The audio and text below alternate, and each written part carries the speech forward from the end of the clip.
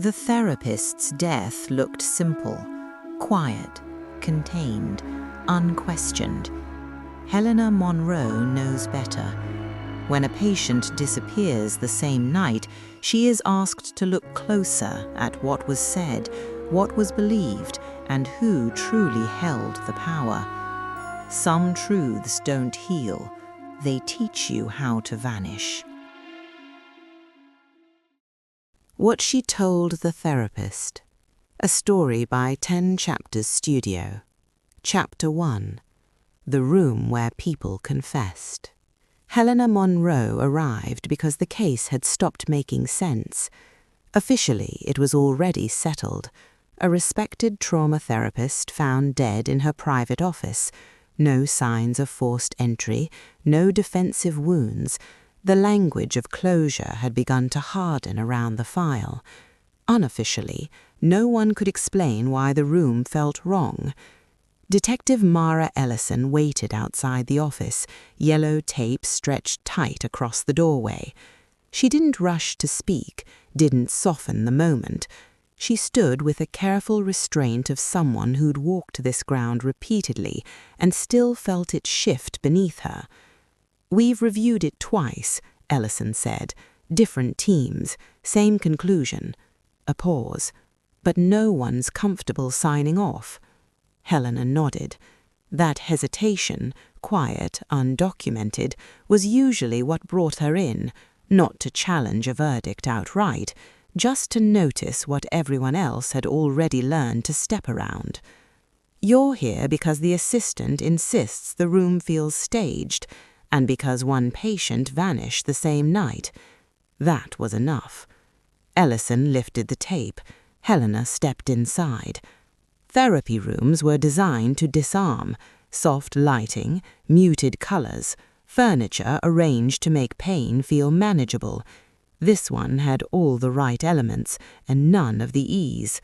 The air carried a faint trace of lavender layered under something sharper, cleaning product used recently and deliberately. Someone had scrubbed. The chair sat by the window. That was the first wrong thing. It faced outward, angled toward the city rather than the sofa.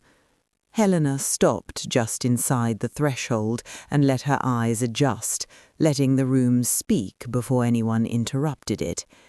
Therapists were creatures of habit.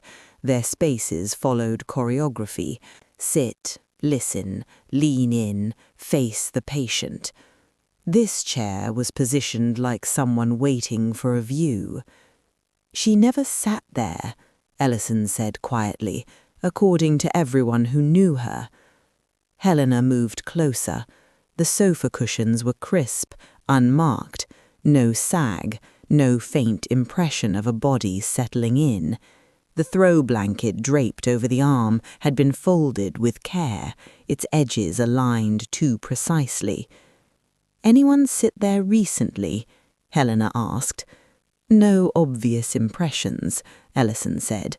Tech said fabric's hard to read. "Not when people are hurting," Helena replied. "They don't perch." She crossed to the small table. The tissue box was full, unused. A bowl of smooth stones sat perfectly centered, dustless, as if they'd been rinsed and replaced. The room felt curated, not lived in. The desk was the same.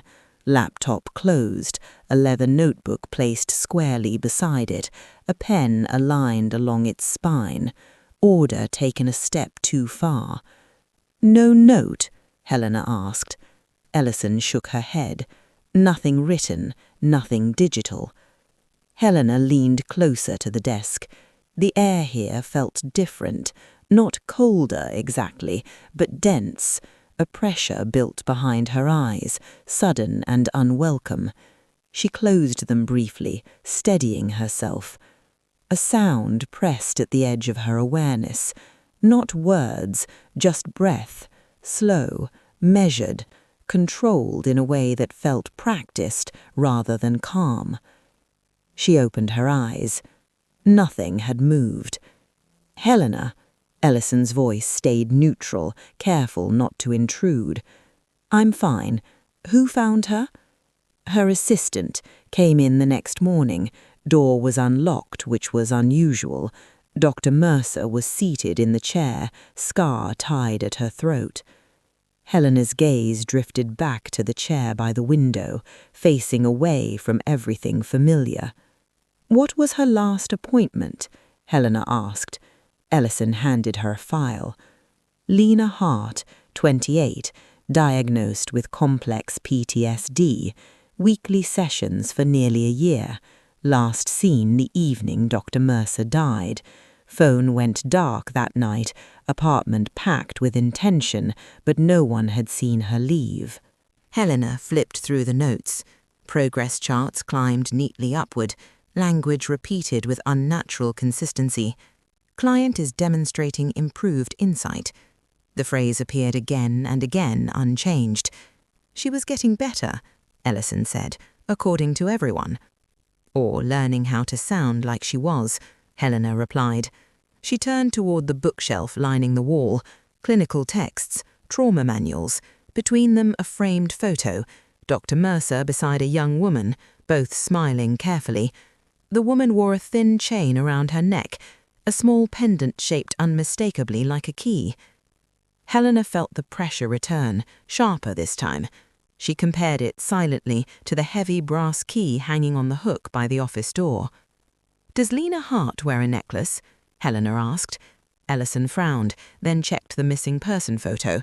The same chain, the same pendant. Ellison went still. That could be coincidence. Helena didn't answer. She stepped behind the chair and looked down at the seat. The fabric was smooth, but when she shifted her angle, she caught it. A faint shadow of pressure, lifted carefully, as if someone had made sure to leave no trace. Someone had sat there recently, maybe more than one person.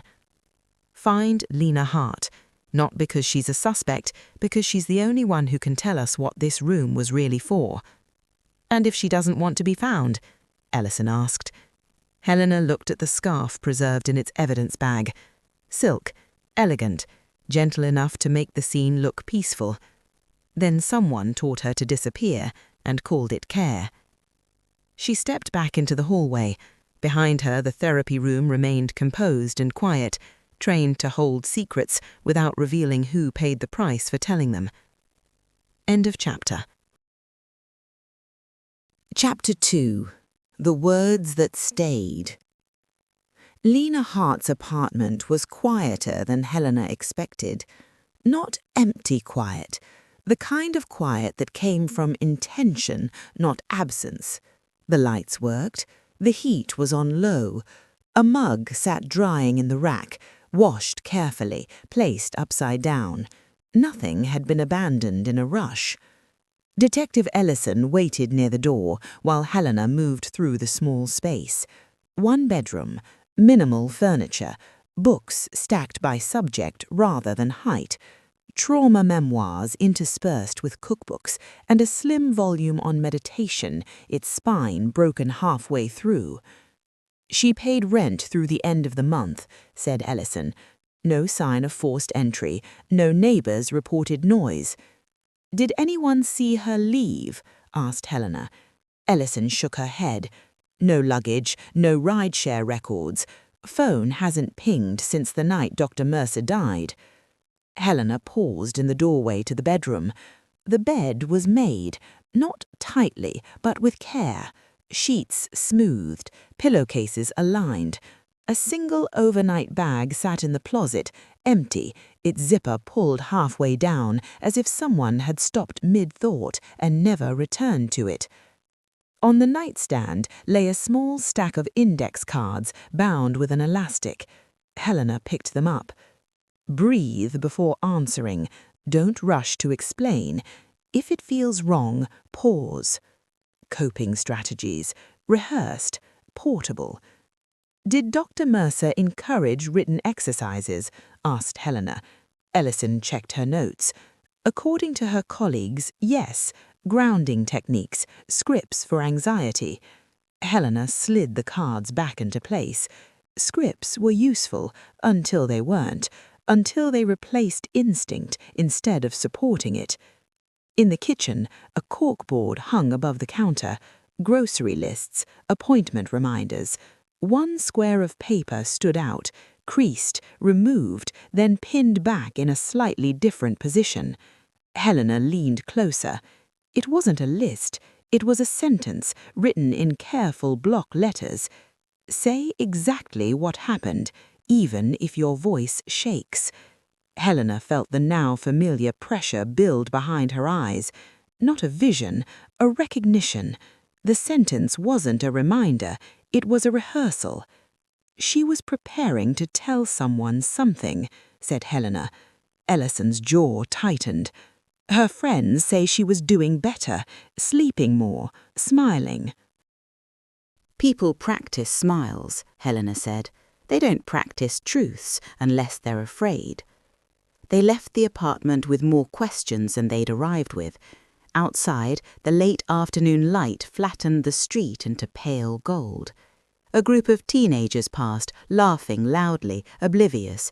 Helena watched them go, then turned back to Ellison. "I want to talk to the assistant," she said, "and the last person who saw Lena alive." "That would be Dr. Mercer," Ellison said, "or the receptionist downstairs." "Both," Helena replied. The clinic's waiting area smelled faintly of lemon and old carpet. The receptionist, a woman in her 20s with tired eyes and careful posture, sat rigidly behind the desk. Her name was Avery. She twisted a pen between her fingers as Helena introduced herself. "I didn't see anything strange," Avery said quickly. "Lena came in for her session. She left at the usual time." "What time was that?" Helena asked. Avery hesitated. 6:55, almost 7. Ellison glanced at Helena. "Dr. Mercer's schedule shows the session ending at 6:45. Avery swallowed. Sometimes they ran long. "How often?" Helena asked. "Sometimes," Avery repeated, too fast. "It depended." "On what?" Helena asked gently. Avery's gaze flicked toward the hallway leading to the offices, then back. "On how Lena was doing." Helena nodded. "Did you hear anything that night?" Avery shook her head. "The walls are thick." "Did you see Dr. Mercer leave?" Helena asked. "No." "Did you see anyone else go in?" Helena pressed. Avery's fingers stilled. "No." The silence that followed was heavier than denial. Helena didn't break it. She let it stretch until Avery's breathing changed, shallow and uneven. "She didn't cry much, Lena, not like the others," Avery said. "What did she do instead?" Helena asked. "She listened," Avery said, like she was waiting for permission to speak. Helena felt the words settle, uncomfortable and precise. They found Dr. Mercer's assistant later that evening. Nora sat in a small cafe across the street from the clinic, hands wrapped around a mug she hadn't touched. She was meticulous, ethical to a fault. She saved people. "Did she ever blur boundaries?" Helena asked. Nora shook her head too emphatically. "Never." "Did Lena ever worry you?" Helena asked. Nora hesitated. "She attached. But that happens. Trauma does that." "Did Dr. Mercer talk about her?" Helena asked. Nora's eyes dropped to the table. "Near the end, yes." "How?" Helena asked. "She said Lena was becoming insightful," Nora said, "very articulate, that she was challenging her." Helena glanced at Ellison. "Challenging how?" Nora swallowed. "Asking questions about the process, about what was being written down, about who controlled the narrative." That word narrative hung between them. "Did Dr. Mercer feel threatened?" Helena asked. Nora shook her head again. "No, just unsettled." They left the cafe in silence. Night had crept in unnoticed, the streetlights buzzing awake. Ellison spoke first. "You think Lena confronted her?" "I think Lena rehearsed telling the truth," Helena said, "and someone didn't want that truth spoken." Ellison stopped walking. Are you saying Lena killed her? Helena looked back toward the clinic, its windows dark now. I'm saying therapy teaches people how to name pain, Helena said, but it also teaches them how to sound credible. That knowledge can scare the wrong person. They stood there, the case opening wider instead of closing. Somewhere between care and control, a line had been crossed, and Lena Hart had stepped onto the wrong side of it. End of chapter. Chapter 3. What was written down. Dr. Elaine Mercer's office looked different in daylight. Not warmer, not kinder, just exposed. Helena stood alone this time, Ellison giving her space under the pretense of paperwork. Sunlight stripped the room of its softness, flattening textures that had felt intentional the night before. The sofa's fabric showed no wear. The carpet bore faint vacuum lines, neat and recent. Too recent. Helena moved slowly, cataloguing again. People returned to scenes when they wanted reassurance or correction. She started with the files. Mercer's patient records were kept digitally, but the clinic maintained paper backups, summaries, intake forms, progress charts. Helena sat at the desk and began to read, not looking for scandal or confession, but for tone, rhythm, the subtle ways people revealed themselves when they thought no one was listening closely. The same phrase appeared again. Client is demonstrating improved insight. It showed up in multiple files, different patients, different months, always intact, never varied. No one wrote like that naturally, not over years, not without meaning to. Helena flipped back to Lena Hart's file. The wording was identical, the same praise, the same calm certainty. But the timestamps were strange. Session notes logged hours after the sessions were meant to have ended, sometimes late at night, sometimes just after midnight. Why write then? Helena murmured. She checked the metadata on the digital entries. Several had been edited twice. The second edit always occurred within an hour of the first. Someone was revising themselves. Helena stood and crossed to the bookshelf. She scanned titles, not for content, but for use. Some spines were cracked, pages worn thin with repetition. Others looked untouched, decorative. One slim notebook stood out, not a therapy journal, not clinical. Black cover, no label. It sat slightly out of line with the others, as if it had been put back in a hurry. Helena pulled it free. The first pages were blank. The middle held fragments, phrases, arrows, half-sentences. Counter-transference. Boundary felt unclear. Why? Patient mirroring language. Helena felt the faint pressure return, like a room holding its breath. This wasn't a patient's notebook. This was Mercer's. She turned another page. Client asked for copies of notes, asked about diagnoses, asked what happens if the record is wrong. The handwriting tightened as the pages went on, cleaner, more rigid. Reframe resistance. Maintain structure. Do not validate paranoia. Helena closed the notebook slowly.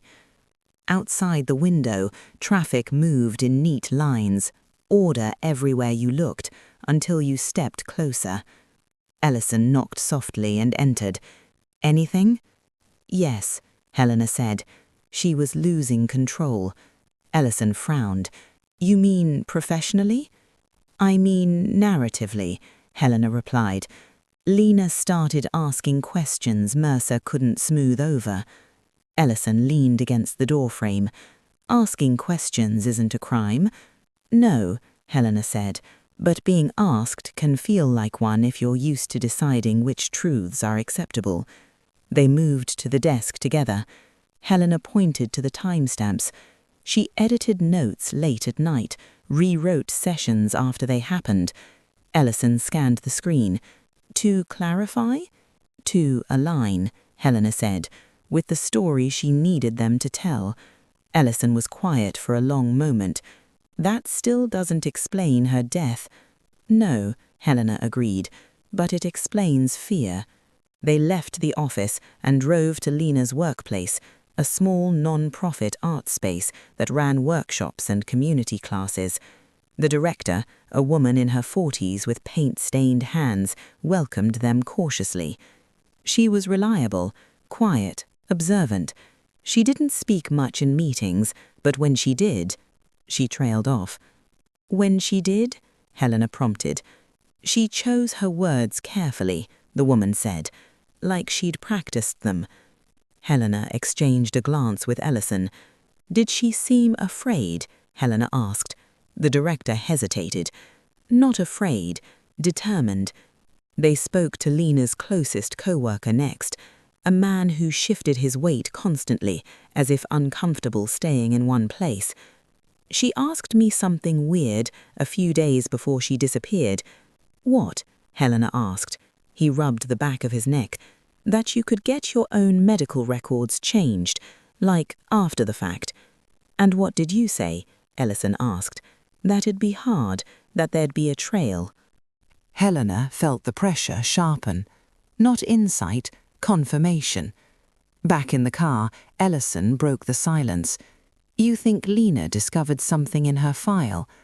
I think she realized the story being told about her didn't match the one she lived, Helena said, and she decided to correct it. Ellison stared through the windshield, and Mercer panicked.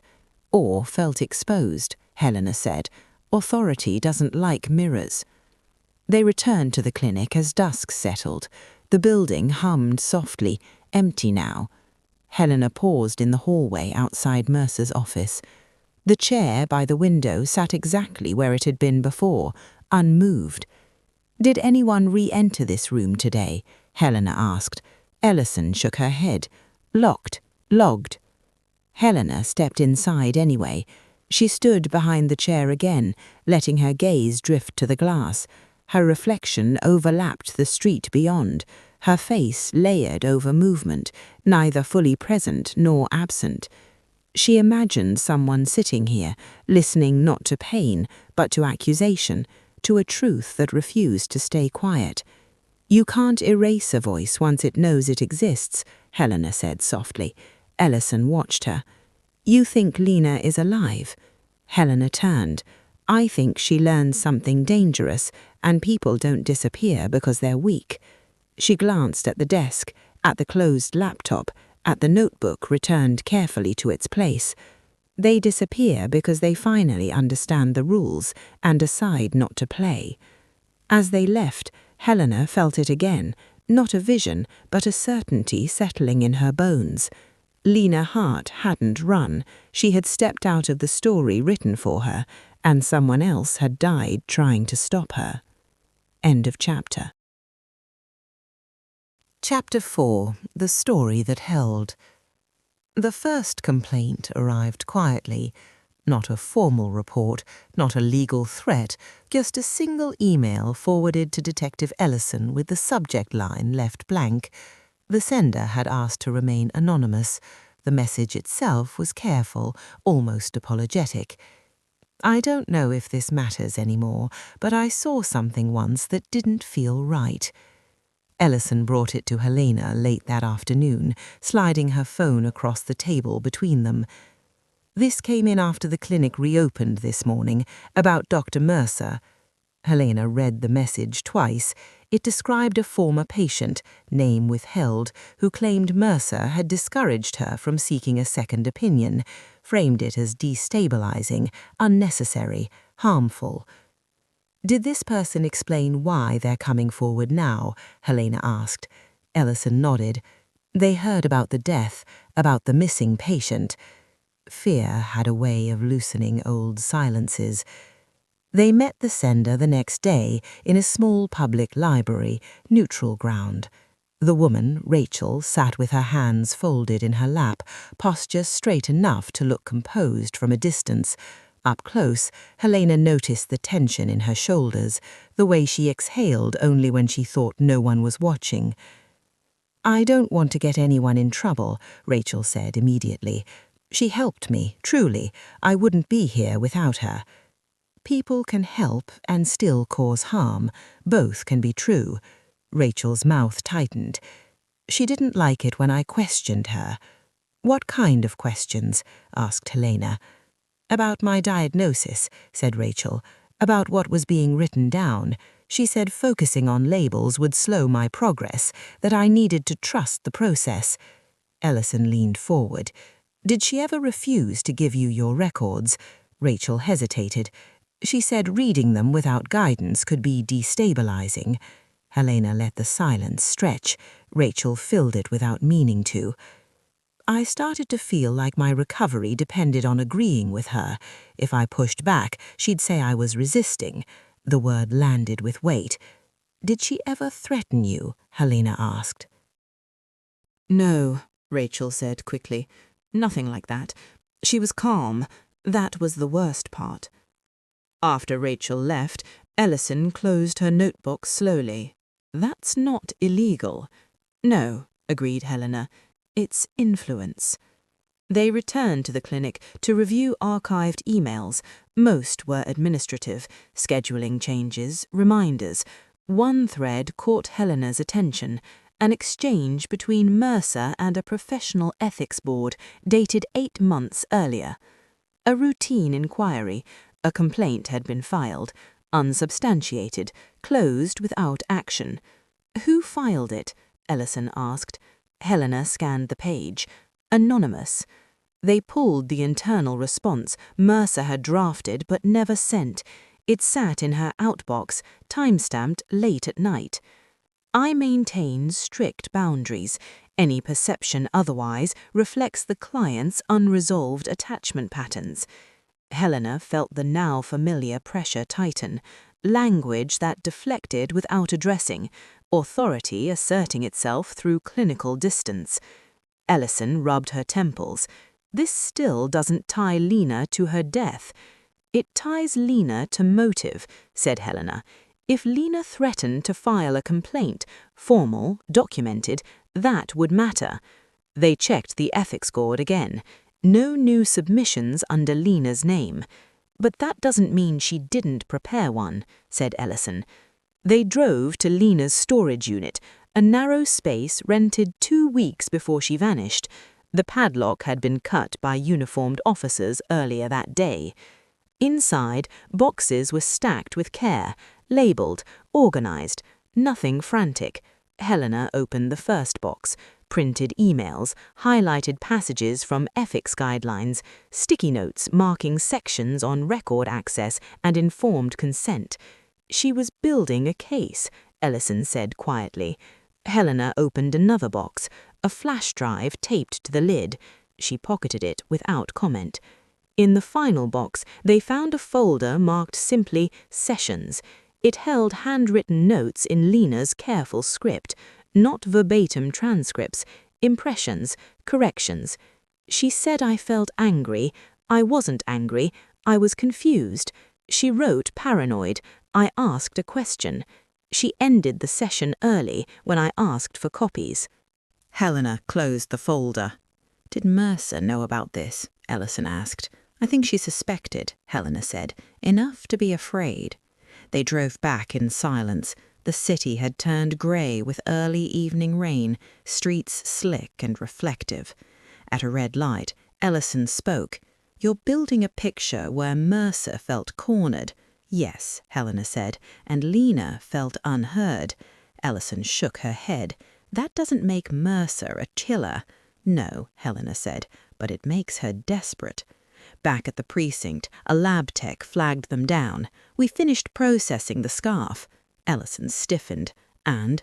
The fibres besides Mercer's, the tech said, but there's skin under the knot, not enough for a profile yet, but it suggests the scarf was tightened more than once.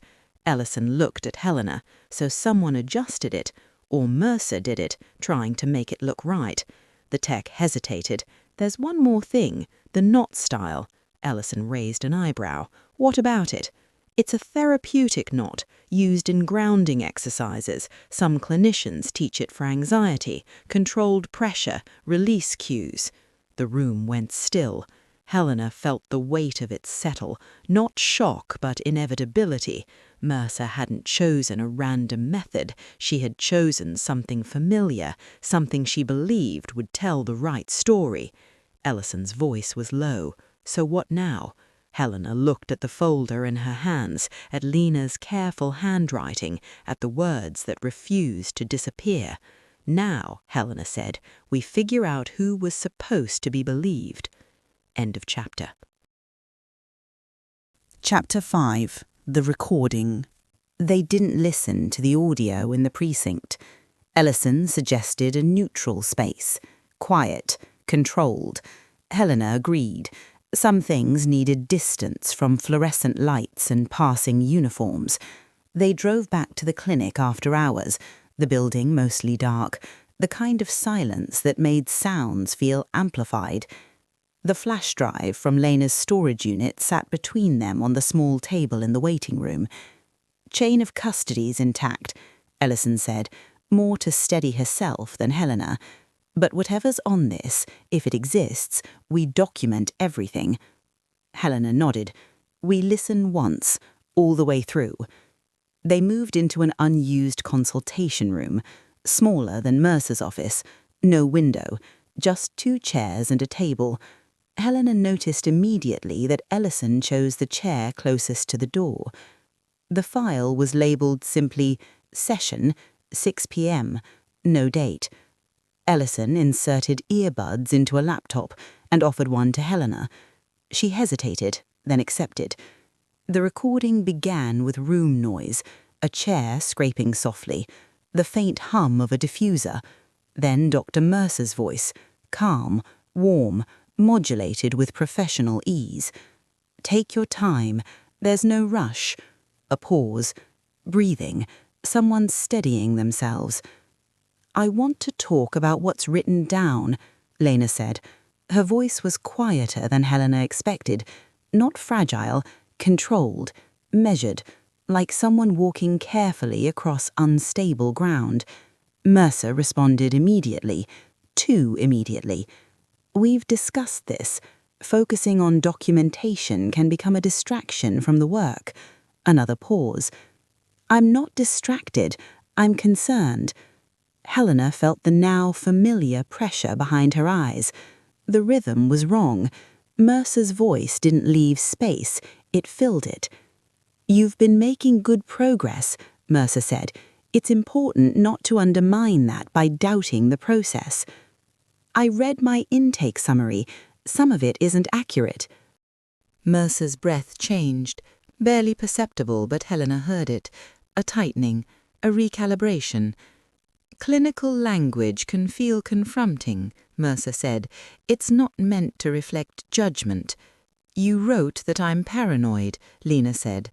Silence. Then Mercer again, softer now. You asked if people were rewriting your experiences. That does fit the definition. That doesn't make it true, Lena said. It makes it a question. Helena closed her eyes briefly. The room tilted, not a vision but a sensory shift, like standing too close to a ledge. She could almost feel the chair by the window, the way it faced away. Mercer spoke again, slower, firmer. Challenging the framework doesn't help you, she said. It reinforces harmful patterns. Lena inhaled, held it, released. I want copies of my notes, all of them. The pause this time was longer. Ellison shifted in her chair. That's not something we do without preparation, Mercer said. Reading raw clinical material can destabilize clients with trauma histories. I can decide what destabilizes me, Lena said. Mercer's voice cooled, professional distance sliding into place. You're not seeing this clearly, she said, and right now that worries me. The pressure in Helena's head sharpened. She recognized the moment, not as intuition but as pattern. Control. I've been writing my own notes to keep track. What kind of notes? Mercer asked. The question landed too carefully. About what I say. And what gets written instead? The room on the recording seemed to contract. You're misinterpreting therapeutic reflection. This line of thinking isn't healthy. It's accurate, Lena said. Her voice shook now, but it didn't break.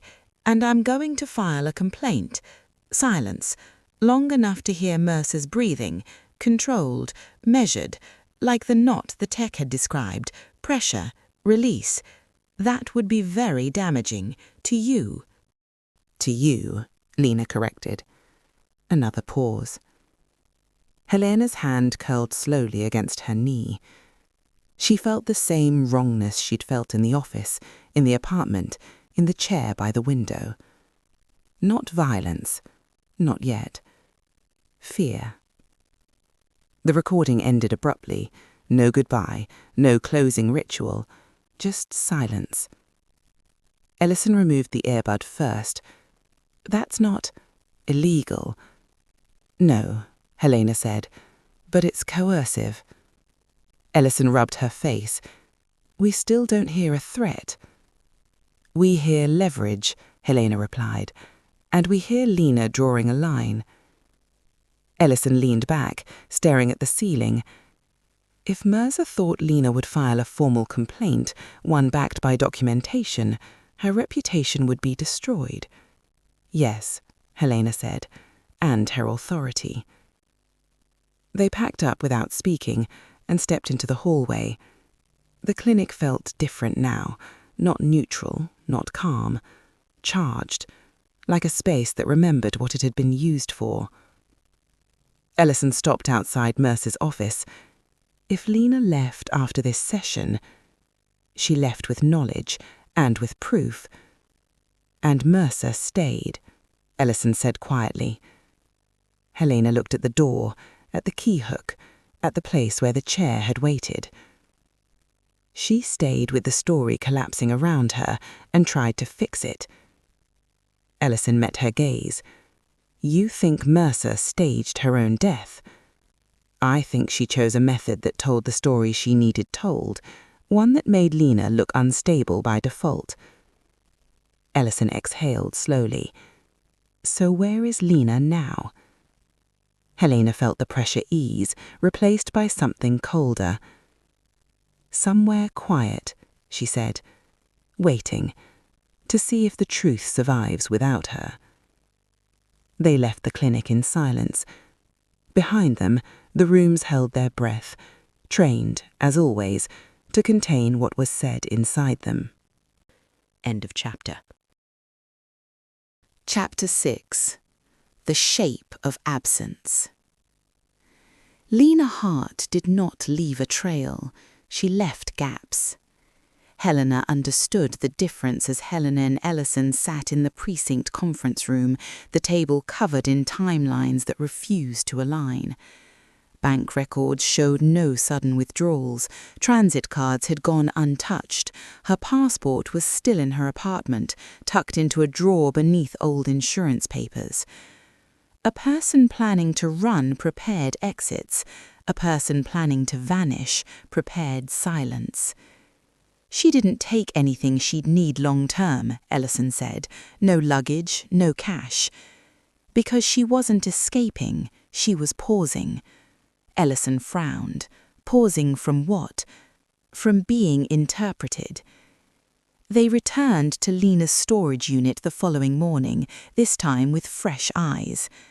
Helena ignored the boxes they'd already opened and went straight to the back wall, where a narrow space remained between the last stack and the concrete.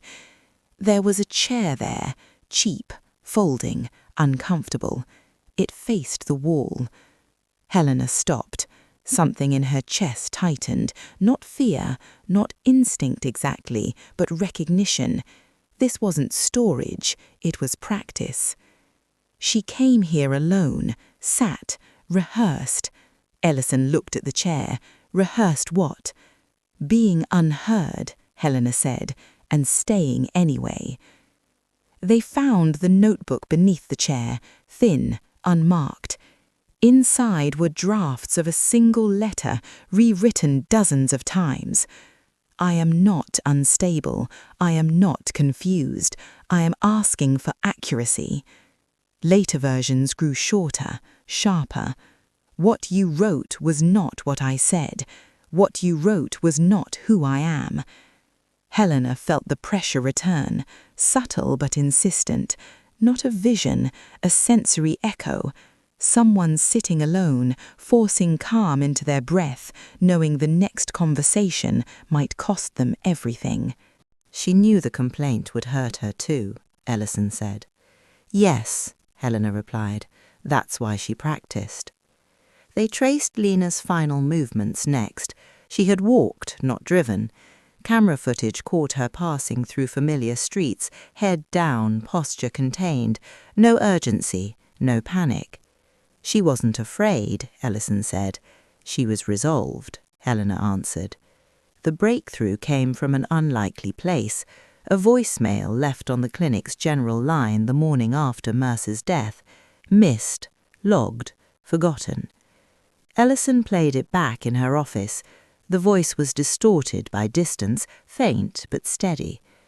I need confirmation that my records can't be altered without my consent, the voice said. Please call me back. No name, no callback number. Helena closed her eyes. It was Lena.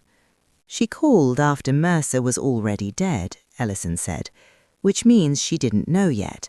Or didn't believe it, Helena said. They checked the timestamp, 7:18 a.m. The coroner estimated Mercer's death between midnight and 2 a.m. So Lena wasn't running from the death. She was still trying to fix the system. Yes, Helena said. She thought the rules would protect her. Ellison swore under her breath. Then something changed. Helena nodded. Someone told her the story had already been written. They interviewed Mercer's building manager next, a man who answered questions too smoothly, as if grateful to be useful.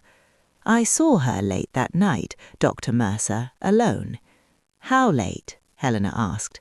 After 10. Did you see anyone else? Ellison asked. He hesitated. A woman, maybe. Hard to say. Hard to say why, Helena pressed. Because she wasn't acting like a visitor, he said. She had a key. The pressure sharpened. A clinic key, Ellison asked. No, he said. A building key. Old style. Brass. Helena felt the echo immediately. The necklace. The pendant. She didn't steal it, Helena said quietly. It was given. Ellison looked at her. By Mercer.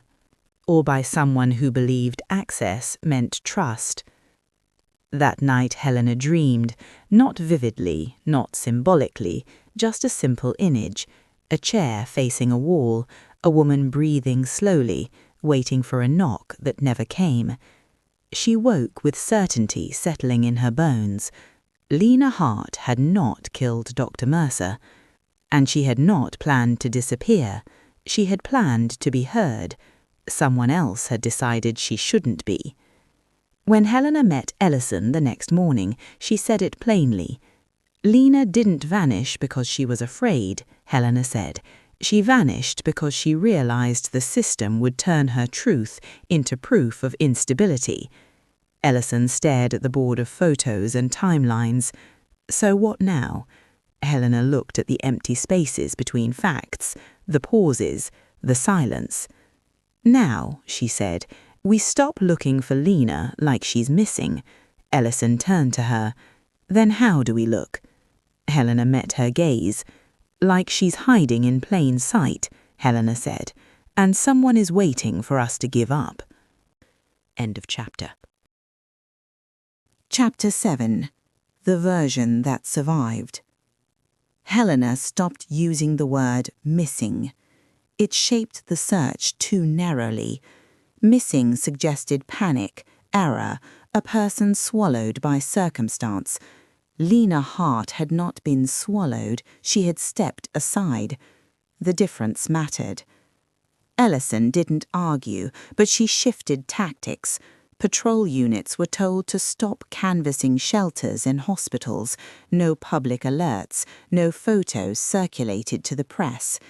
Instead, Ellison asked for quiet checks, community organizations, short-term rentals, places where people pass through without leaving much behind, places where someone might wait. "She's educated," Ellison said, standing over the caseboard. "Careful. She knows systems." "And their blind spots," Helena added. They began with the non-profit where Lena had worked. Helena asked for records, not attendance logs or schedules, but emails, messages sent late, drafts saved but never delivered. One thread stood out. Lena had written to a legal clinic that specialized in medical advocacy. The email was measured, formal. It asked about patient access to records, about amendments, about whistleblower protection. It had never been sent. She wrote it, then stopped. Helena nodded. She realized paper trails work both ways. They followed the trail backward instead of forward. Helena asked Ellison to pull Mercer's professional history, not accolades, not publications, but transitions. Clinics she'd left, partnerships that ended quietly. A pattern emerged. Mercer stayed just long enough to build trust. Then something shifted. Complaints surfaced, not formal, not sustained. People withdrew. Clinics moved on. She wasn't reported. She was avoided. Yes, that's how reputations survive. They spoke to a former colleague from a clinic Mercer had left years earlier. The woman chose a park bench for the meeting, not an office. She wasn't cruel, the woman said carefully. She was persuasive. How? Helena asked. She could make people doubt their own memory, the woman replied. Not directly. She'd reframe until you felt foolish for questioning. Ellison wrote it down. Reframe until silence. That evening, Helena returned alone to Lena's apartment. Ellison waited outside, respecting the boundary without naming it. Helena sat on the edge of the bed, the room holding the faint echo of someone who had lived here deliberately. She noticed something she'd missed before. A mirror turned slightly inward, angled away from the doorway. Not for vanity, for practice. Helena stood in front of it, met her own gaze, imagined another woman there rehearsing calm, rehearsing credibility. "You don't look unstable," Helena said softly to the empty room. She felt it then, not a vision but a memory that wasn't hers, a tightening in the throat, the effort it took to keep your voice steady when you knew the words would be used against you. On the kitchen counter, Helena noticed a new slip of paper tucked beneath the coffee tin. It hadn't been there before. Not new, overlooked. It held a phone number, no name, just a note beneath it. "If I disappear, this is not panic, it's strategy." Helena copied the number and left the apartment without touching anything else. The call rang 4 times before a woman answered. "Yes?" Helena didn't introduce herself. She didn't rush. "I was given your number," she said, "by someone who needed to be believed." Silence stretched. Then, "I told her not to call unless things got worse." "Did they?" Helena asked. "Yes." They met in a community centre on the edge of the city. The woman was a legal advocate, careful with language and posture. "She came to me weeks ago," the advocate said. "She was methodical, calm. She wanted to know what would happen if her medical records were inaccurate." "And?" Helena asked. "And I told her the truth," the woman said, "that correcting them would be an uphill fight, that power protects itself." Ellison exhaled slowly. "Did you advise her to disappear?"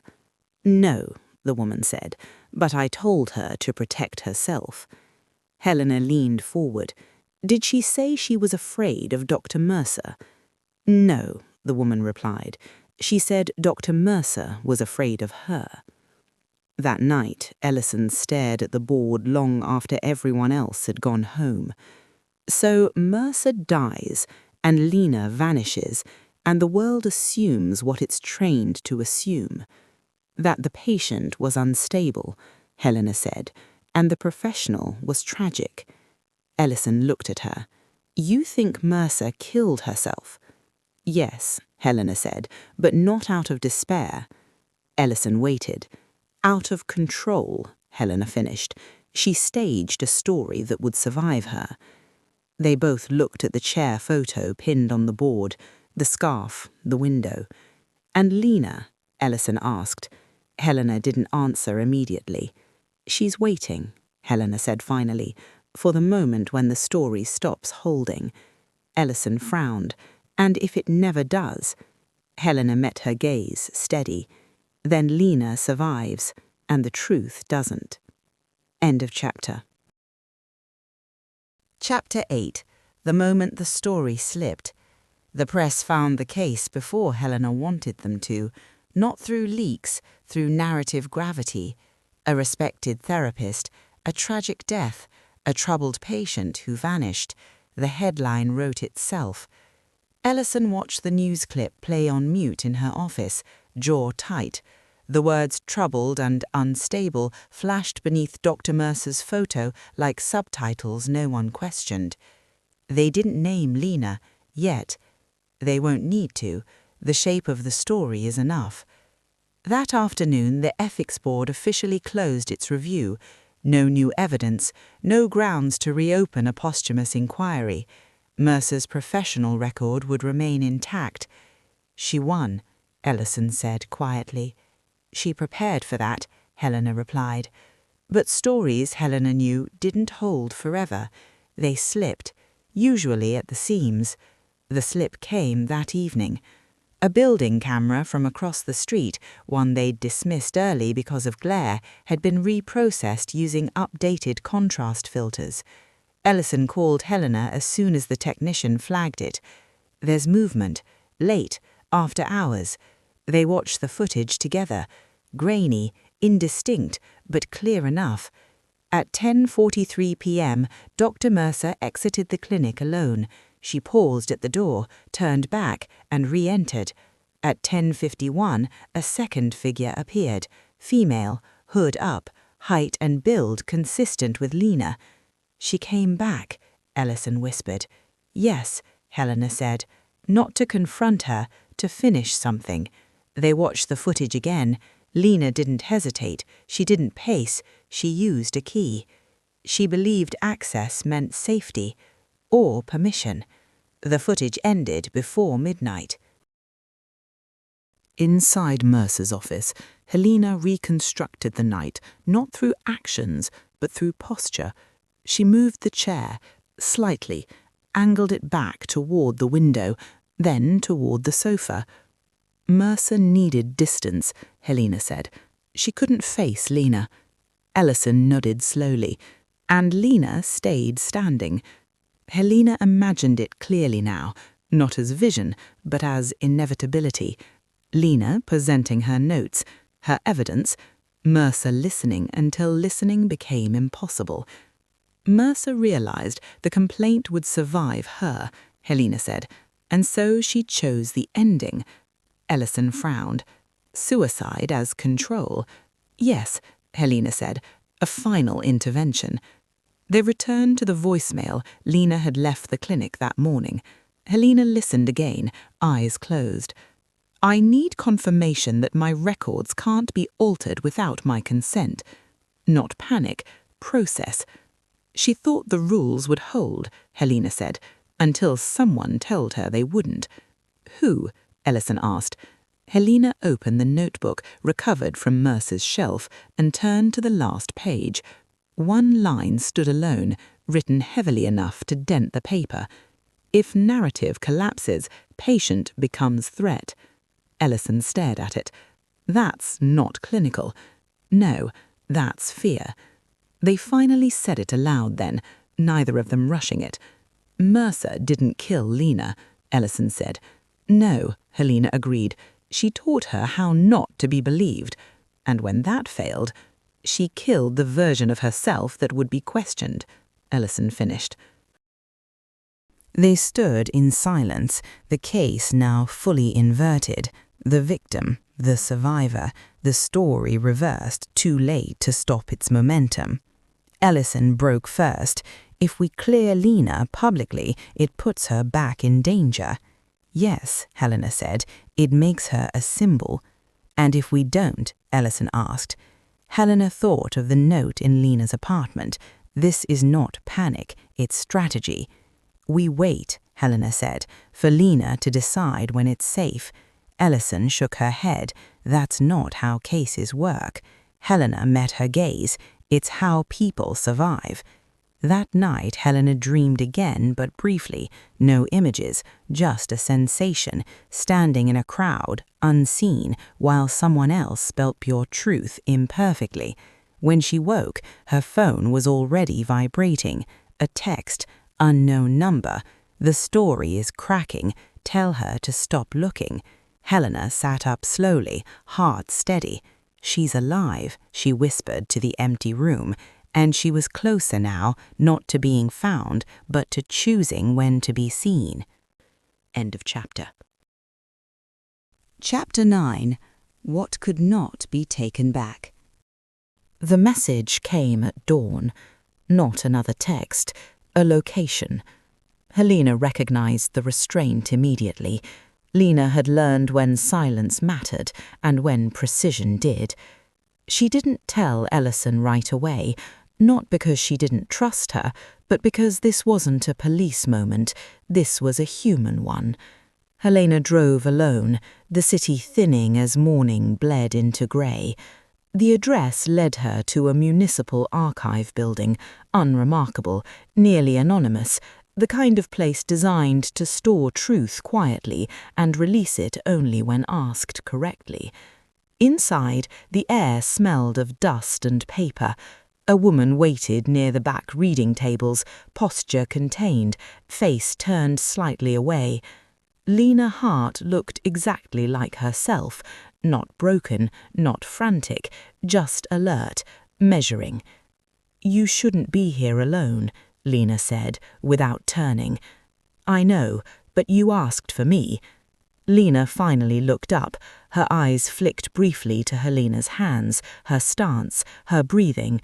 Old habits, survival habits. "I didn't plan to disappear," Lena said. "I planned to correct the record." Helena sat across from her. Then the rules changed. Lena gave a short, humorless smile. They always do. She slid a folder across the table. Inside were copies, clean, organized, session notes, time-stamped revisions, metadata showing edits made after sessions ended, audio transcripts aligned against Mercer's written summaries, the discrepancies highlighted with painful clarity. I mailed copies, not to the board, to places that wouldn't dismiss them outright, advocacy groups, journalists who specialize in institutional abuse. Helena absorbed that quietly.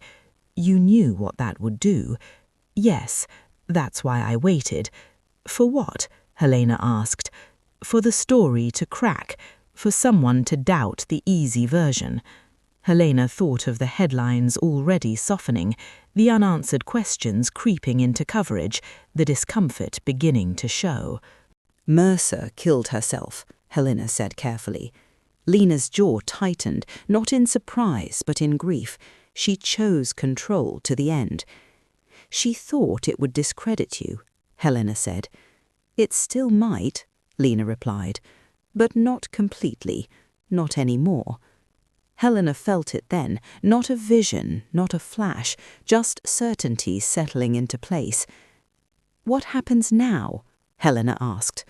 Lena looked around the archive, at the rows of boxes holding truths no one hurried to uncover. Now I decide whether to step back in or let the record speak for me. And if you come forward, Helena asked. Lena met her gaze steadily. I become the story again. Helena nodded. And if you don't? Then I survive, Lena said, and the truth exists without needing my face. They sat with that for a long moment. Outside, footsteps passed, Life continued. The world did not pause for justice. "You weren't wrong to disappear," Helena said finally. Lena's shoulders loosened, just slightly. "I needed someone to say that." Helena stood. "I won't bring Ellison here, not unless you ask." "I know. That's why I called you." As Helena turned to leave, Lena spoke again. "She taught me how to sound credible," Lena said. "She just didn't expect me to use it against her." Helena paused at the door. Some lessons survive their teachers. Outside, the morning had fully arrived. Helena sat in her car for a long time before starting the engine. The case was effectively solved, but it wasn't closed, because the truth, real truth, rarely arrived with permission. It arrived quietly, imperfectly, and asked to be protected. Helena drove away knowing one thing with certainty. Whatever ending Lena chose next, it would be hers. End of chapter. Chapter 10. What Remained. The case closed without ceremony. No press conference, no charges. The final report used careful language, no evidence of third-party involvement, death ruled self-inflicted. Lena Hart's name appeared only once, buried in a footnote referencing an unresolved missing person status. Helena read the report in her office once, then set it aside. Some truths survived only by not being forced into the light. Detective Ellison stopped by that evening. She didn't sit. She never did when things felt unfinished. "The ethics board reopened a limited review," Ellison said, quietly, no announcements. "They're calling it a procedural audit." Helena nodded. "That's as far as they'll go." Ellison hesitated. "And Lena?" Helena said, "She's safe." It wasn't a lie, it simply wasn't complete. Ellison studied her, weighing what wasn't being said. "You know this won't be justice." Helena met her gaze. "It's accountability," she said. "Justice would require a system willing to indict itself." Ellison gave a thin, tired smile. "I thought you'd say that." After she left, Helena stayed where she was, the office dim except for the glow of the streetlights outside. She thought of the chair by the window, the way Dr. Mercer had turned herself away from the person who finally refused to be shaped. She thought, too, of how close authority always sat to fear. Her phone vibrated once. A message. No sender. I stepped back in, carefully. Helena closed her eyes, breath easing. Another followed. I didn't give them everything, just enough. Helena typed back a single line. That's how you stay whole. She never heard from Lena again. Weeks later, a long-form article appeared online.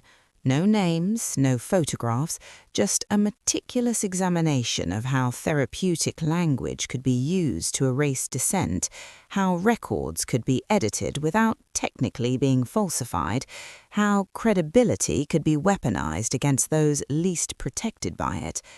The response was fractured.